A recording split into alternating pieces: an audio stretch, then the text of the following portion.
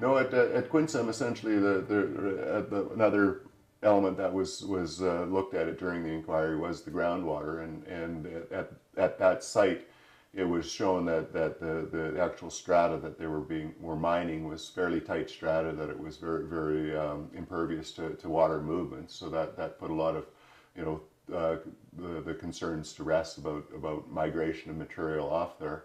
If you juxtapose that against Raven, that doesn't seem to be the case there. The Raven is a much more gravelly area.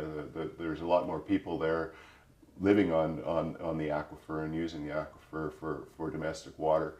Where at Quinsam, you were 20 miles from the nearest habitation, and the nearest habitations were down in Campbell River, which were serviced by a water system, and they weren't dependent on the groundwater.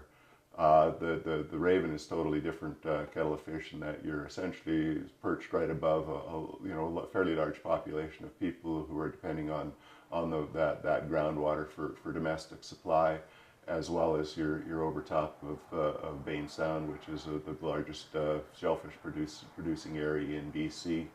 The groundwater doesn't have to actually come out in the creeks; it can come out in the subsurface into the sound itself. So there was concern of what's going to happen to that area, and that's something that in my looking at any of the Raven material that they didn't address, that they hadn't really looked at